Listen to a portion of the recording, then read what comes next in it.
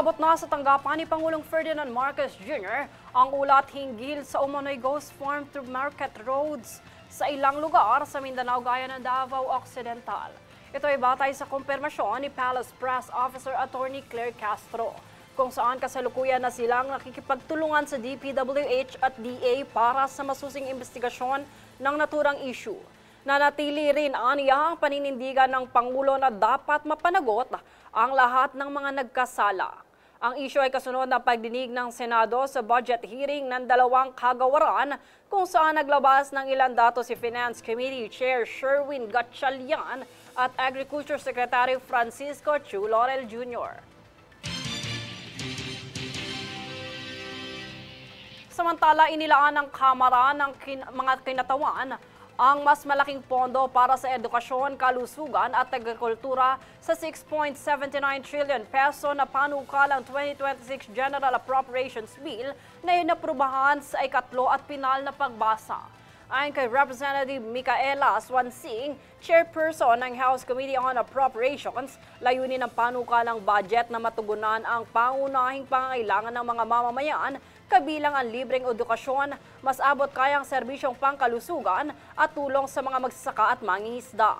Bahagi ng pondo ang 1.28 trillion peso para sa edukasyon, 411.2 billion peso naman para sa kalusugan at 292.9 billion peso para sa agrikultura na inaasahang magpalakas sa kabuhayan at kapakanan ng mga Pilipino.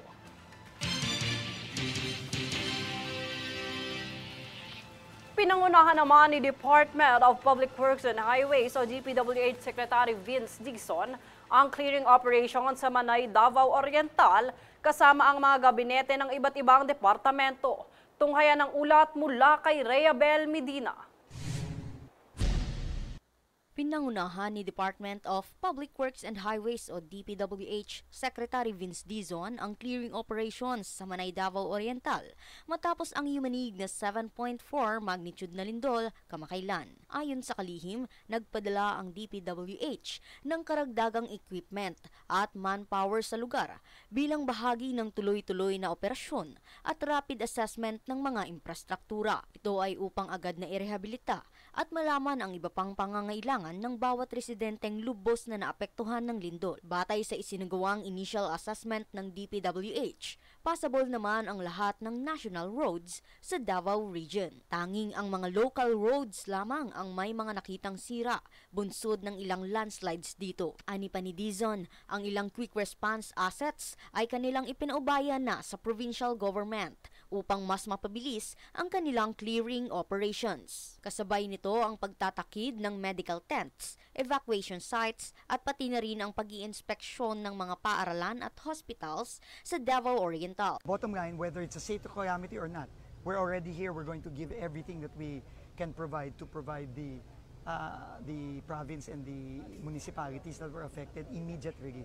Kasi yun ang number one na priority ng Pangulo natin. Kasunod nito, nagtungo rin kasama ni Dizon para bumisita sina Department of Social Welfare and Development Rex Gatchalian, Department of Education Secretary Sani Angara at Mindanao Development Authority Chairperson Leo Magno, alinsunod sa direktiba ni Pangulong Ferdinand Marcos Jr. Dahil sa rami ng bilang na naapektuhan, binuksan rin ng DPWH ang Regional Evacuation Center sa Manay, Davao Oriental upang tiyaking ligtas at may pansamantalang matutuloyan ang mga labis na apektado ng nagdaang sakuna. Bukod dito, nag-deploy rin ang kagawaran ng isang tanker. Ito ay may kapasidad na 20,000 liters upang masiguro na tuloy-tuloy ang water supply para sa mga lumikas na individual. Rhea Bel Medina, nag-uulat para sa Golden Nation Network. Sa iba pang ulat, mariing pinabulaanan ni Economic Czar Frederick Go at ilang civic groups at Congressman Terry Ridon ang umano'y 1.7 trillion peso market loss dahil sa maanumalyang flood control projects. Kaugnay nito ay inamin na ni Secretary Chair Francis Lim ang pagkakamali sa datos na kanyang ipinahayag. Tunghayan ang ulat mula kay Princess Castro. 1.7 trillion pesos ang halaga ng stock market loss sa bansa. Ito ang kamakailang naging pahayag ni Securities and Exchange Commission Chair Francis Lim na umano'y nawala sa loob lamang ng 3 linggo dahil sa mga tiwalian na kinasasangkutan ng umano'y maanumalyang flood control projects. Ang impormasyong ito ay mariing kinundina ng Chairman Emeritus ng 4 na makabayan at sibikong organisasyon na si Dr. Jose Antonio Goytia. Anya, hindi ito basta honest mistake, kundi isang panlilin lang na sumisira sa tiwala ng investors sa bansa. Una ng pinabulaanan nito ni Special Assistant to the President for Investment and Economic Affairs, Frederick Go, kamakailan sa isang briefing sa Malacanang. Kanyang inilarawan ang impormasyon mula kay Lim bilang isang fake news. Batay kasi sa paliwanag ni Lim sa taunang Financial Executives Institute of the Philippines Conference itong October 7, 1.7 trillion pesos ang nawala mula August 11 hanggang 29 mula sa market value ng mga kumpanyang nakalista sa Philippine Stock Exchange na itinuturong dahilan ang FCP scandals. Bukod kay Go at Goytia, isang mambabatas rin mula sa Kamara ang mariing kinundina ang pahayag na ito ni Lim.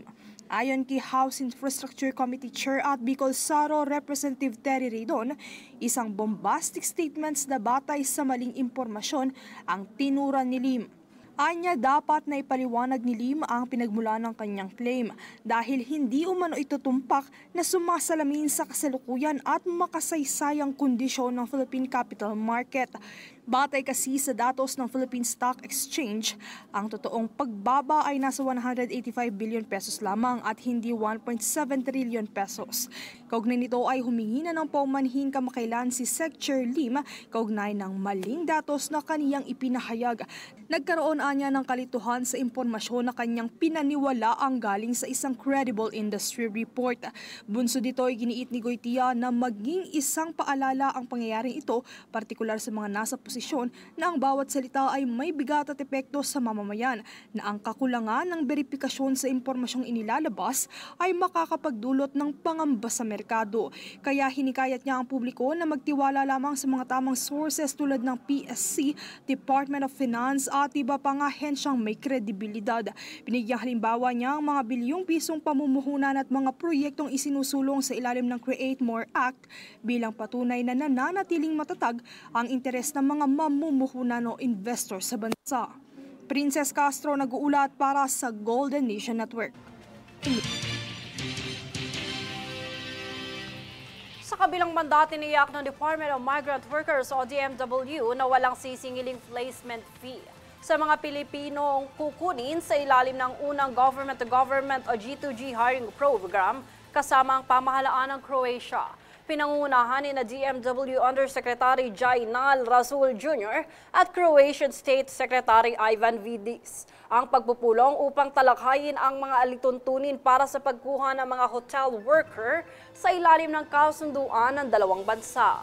Ipinahayag ng magkabilang panig ang kanilang pangako sa makatarungan at etikal na proseso sa pagre-recruit at ang layuning palawakin ang oportunidad para sa mga Pilipino sa iba't ibang sektor sa Croatia.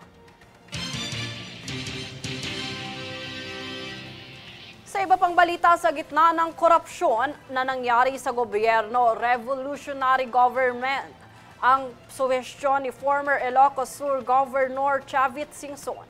Tungayan ng ulat mula kay Jovi Rodriguez. Revolutionary government para sa Pilipinas.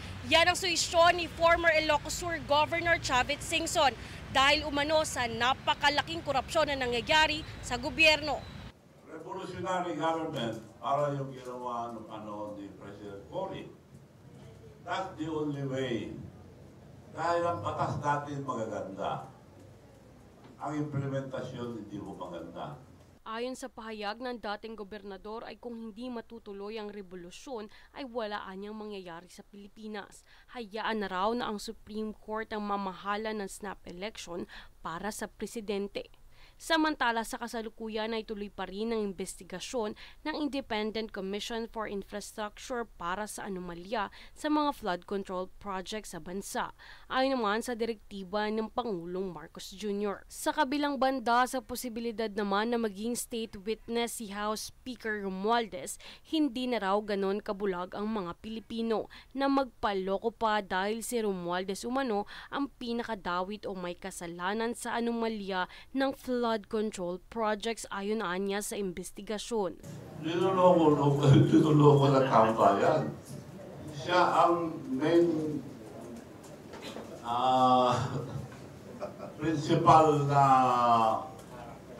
karakter dito. Siya ang may kasalanan na lahat. Sa investigasyon nila, doon na lahat ang pera.